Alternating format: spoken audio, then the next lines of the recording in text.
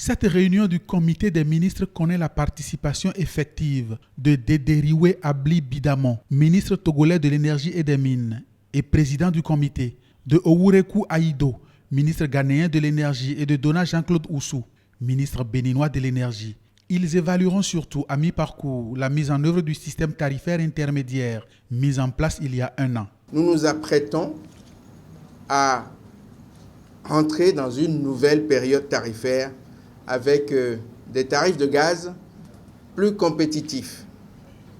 La présente rencontre permettra donc, entre autres, de discuter et de délibérer de cette importante question qui doit permettre de garantir, je dirais, la fiabilité et la durabilité du projet à travers des tarifs de transport encore plus attractifs. Mais avant toute évaluation, ce sont des succès obtenus que l'on se félicite. Nous nous réjouissons particulièrement des résultats positifs obtenus récemment dans l'exploitation et le développement du gazoduc de l'Afrique de l'Ouest. Ces résultats ouvrent des perspectives très optimistes pour le secteur de l'énergie de la sous-région dans son ensemble. Les résultats positifs obtenus sont les fruits de la mise en œuvre du plan de sauvetage concocté au cours de la 13e réunion tenue à Abuja en 2016 face aux nombreuses difficultés de la société de gazoduc de l'Afrique de l'Ouest. La barre est redressée donc et on pense même à l'extension du gazoduc. Compte tenu de la forte demande en gaz naturel exprimée dans la région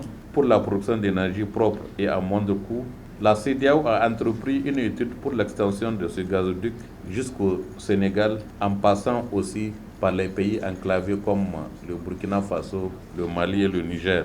Il est envisagé l'extension du gazoduc en 5 phases, dont la première concerne l'extension vers la Côte d'Ivoire et le Burkina Faso. Le Bénin aussi, avec les nouvelles réalisations dans le secteur de l'énergie, a besoin d'augmenter son approvisionnement en gaz. Avec l'augmentation du parc de production d'électricité, nous avons plus que jamais besoin d'augmenter le volume de gaz dans le gazoduc et de sécuriser l'approvisionnement. Mais le gouvernement béninois est en anticipation. Le gouvernement du Bénin a initié le projet de construction d'une unité flottante de stockage et de regazéification et FSRU pour accroître la capacité du gazoduc et, je dirais, contribuer à garantir cette sécurité de l'approvisionnement en gaz tant attendue. En marge de la réunion, des consultations informelles entre les ministres sont prévues.